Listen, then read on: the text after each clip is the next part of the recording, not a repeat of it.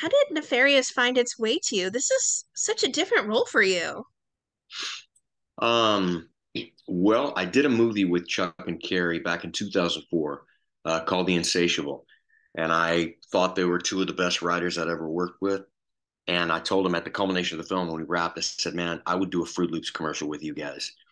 And they called me 15 years later and said, Flannery, we got a Fruit Loops commercial. I said, cool. What's it called? They said, it's called Nefarious. We want to send it to you. We want you to read it. I read it, called him the next day. I said, I'm in. When do we start? And that was really how it happened. My goodness, we know that the character is very tormented in more than one ways. How was he originally described to you? He was only ever described to me in the script, from fade in to fade out. The more well written a script is, the less you need any outside research. And this was so perfectly, crisply crafted that it was basically an instruction manual on how to assemble this guy. That was just going to be my next question. It sounds like you brought an interesting approach to this because I can tell his voice is a lot different than the one you have right now when you and I are speaking. It's tormented, it's disturbing, it's very intense. What was it like for you? How did you come up with the idea to do that particular voice? And what else did you maybe add to Nefarious that wasn't in the script maybe initially? Well, realistically, it's my you hear actors talk about this thing called a process. And I guess even a carpenter has a process. He takes out his hammer, he puts it to the right, maybe he puts out his chisel to the left and whatever. But mine is very cerebral. I just read the story and I read it again and I immerse myself in the story and I just make decisions of what does this guy look like? What does he sound like? That type of grief. What does that grief look like? And if it manifests itself in a facial expression, what would the facial expression be that represents that grief? Or whatever the ailment or the psychological situation, the trauma, whatnot. And I just make those choices and then I go and do it. I don't, and it's the only way that I've ever executed my acting. I've only ever done it one way.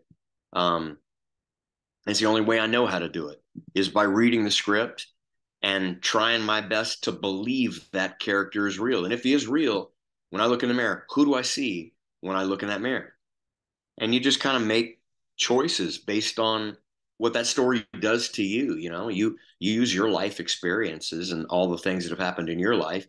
Maybe you've seen somebody similar, or maybe you've heard of somebody doing something similar, but it's just life experiences and really the script. And that script is so well written that it was quite clear to me what this guy looked like, what his mannerisms were. Not that they were written into the script, but the way you describe this character, maybe it's a collection of everything that I've seen in my life, but you just make those decisions and then you go out and you do it. Well, the facial tics, the voice, everything just makes your skin have goosebumps throughout the entire film. There's a deep intensity that truly brought to this character, and there seems to be a great tete-a-tete that he brings to Dr. James Martin. What was it like for you and Jordan filming those scenes inside the prison where you're face to face, just the two of you, table, one environment? Those are some pretty intense scenes, no? Yeah, they were, but I mean, it was textbook. Here's the thing: we lost a lot of shooting days, so we were only in that jail cell for 8 days. I was only in there for 8 days shooting all of that. So you're talking about 17 pages a day sometimes. And I got to tell you, I've always had a good work ethic since I was a kid. I've had my first paper out when I was 8. I've worked since I was 8 years old. Um, and Jordan showed up on the first day. He knew we were going to shoot 17 pages, and he was off book, just like I was. So you know what they did? They turned on the camera and we shot it. 17 pages. And then they moved the camera to a different angle and we shot it 17 pages. And I was blown away that there was another dude, you know, 9 times out of 10, somebody'd show up and they'd be like, oh, you'd have to stop after one page and they have to fix something or they forgot their line. Man, Jordan knew it all. He knew it all. And we ran right through it. And I think we finished our first day ahead of schedule. I mean, with extra time. It was crazy. When they told us we lost days, so the first day is going to require you to know, can y'all do it? And the alternative was we shoot, because we shot this in December. We lost these days. We could shoot over Christmas and go past Christmas, or we could just double up the days. I immediately said, man, I got to go home to my wife and kids. We have on Christmas Eve, me and the boys have to go to Ace Hardware and get my wife her Christmas presents. That's a tradition. So let's double up the days. And I'm very grateful that when we showed up, Jordan was ready and we just shot the scenes. There was not a lot of adjustment, a lot of tweaking. I mean, I'm grateful. I wouldn't want to be sitting across that table from anybody other than that cat, Jordan. I mean, he crushed it. Both of you did. I mean, I told you I've been gushing a little bit just because this is such a vastly different role, as I've said for you. And it's just, you're another person in this role that it's hard to believe it's Sean Patrick Flanery doing this. I mean, and every moment of this movie is more intense. You don't know whether to believe Nefarious. You don't know whether he's demented. You don't know whether he is possessed. You don't know whether he's putting on this act. I mean, there are people in real life who have claimed, these sort of things before. So anything is possible. Did Chuck or did anyone, really give you, maybe Chuck or Carrie, talk to you about whether or not they wanted you to know one way or the other if he was possessed truly or not? Or did they just let you do your thing and then, people can judge for themselves? You know, I mean, quite clearly, he's possessed. I thought it was crystal clear. The alternative is you have to believe that this prisoner created a fictional character that is wholly unlike who he is in normal life. That aspect is harder for me to believe than to believe in demonic possession. So that's what I committed to. You know, everybody is free to interpret it how they will, but that's certainly the path that I went down. There's intense moments. There's you slamming Dr. Martin on the table. There's the light bulb that breaks.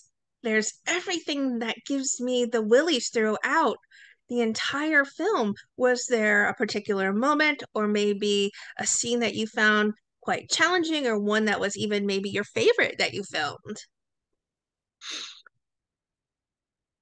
You know, sometimes, you know, in this industry, just things come together. And when I was first presented with the script from Chuck and Carrie, my biggest concern was who's going to sit across the table because there's two people here. I mean, and the casting will lead to success or failure. You know, I can't say it enough how grateful I am that it was Jordan. And the filming was easy. I finally came across somebody who would show up, know exactly what we were going to shoot, and they knew exactly how they wanted to do the character. I'm not kidding. This entire shoot, we did one take of everything. We just ran through it. And normally something will go wrong. You'll have to do it a second time, a third time. We just did it. And then Chuck and Carrie would go, do you guys want to try it differently or should we move the camera? Yeah, let's move the camera. Move the camera, did it again. It was wonderful because there was only two of us and I was off book, he was off book, and he made all of his character decisions. All of his takes were the same. If there was a camera problem or a mic problem, the second time we did it, he did it exactly the same way. He made his choices and he committed to them. And so did I. And it could not have been an easier, more effortless shoot. It really couldn't have been. My goodness, I know what's as we've talked about, what's going to make it such a fast fan favorite horror thriller, edge of your seat watch? Is there something in particular that you feel is going to make it such a standout movie? No, I don't know. I hope people see it, but I've made a career out of doing movies that nobody ever sees, so I don't know. I've some of my most proud moments never saw the light of day, and then some things I think, oh, I can't believe that even came out. So there's no telling. But what I know is, I discovered early in life, it's not important to be a hero, but it's important to be the hero to the right people. You know, my wife loved the film. So, that's a People's Choice Award already. So I don't know. I hope people see it, but you never know. I don't know if it'll be in theaters for 18 minutes and be pulled. I don't know if people will be talking about it and they'll tell their friends about it. I hope so because I'm proud of it. I think it's a really good film. I do. I do too. I mean, I'm going to be hearing that crack of your dislocating your hand for like days. It's very ominous. It's really part of it.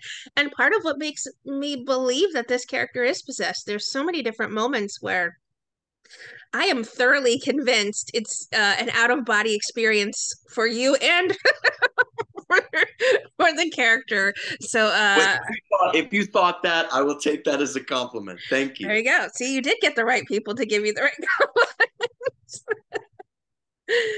What else have you been busy working on lately? Any new writing you've done recently? Yep, I've been working on another script. I don't know if anybody out there's seen the movie Born a Champion. Have you? Yeah, Well, I've heard of it. Been working on another script, but other than Nefarious, uh, I own a jujitsu academy out here. So teaching, like for example, today at 5 o'clock, the kids' class starts. At 6 o'clock, the adults' class starts. So I'll be teaching jujitsu as I do every day with my boys in the class. So really, that takes up a pretty big percentage of my time, and just being a dad and a husband. Me and my family spend pretty much every waking moment together, and I love it, and that's outside of the film industry. And doing press for a movie that's coming out, it's always a neat experience. Like we had the premiere in Dallas, so I got to take my wife and kids, and man, they put us in a stretch limo longer than I've ever seen. So my boys had never been in a car that you could do wind sprints in, so that was on its own something amazing. And we went to the premiere. Obviously, I didn't let my kids see the movie. We kind of hung out in the lobby while the movie went on, but they got to see all the posters up there, and it's just it was a neat experience. It was fun. Well, I think there's so many wonderful projects you've been a part of, and I'm sure people touch on it time and time again. They approach you for many different things you've been a part of. What does it mean to you to continue to be a working actor and a popular working actor still these days? Well, I've had real jobs. I like I said, I've thrown papers since I was 8 years old. I moved pianos for Atlas Van Lines. I changed the deep fat fryer at Church's Fried Chicken. I literally dug ditches. I put culverts under driveways.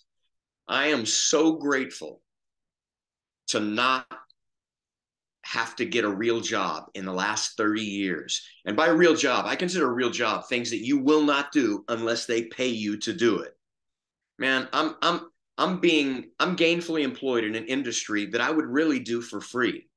It really is that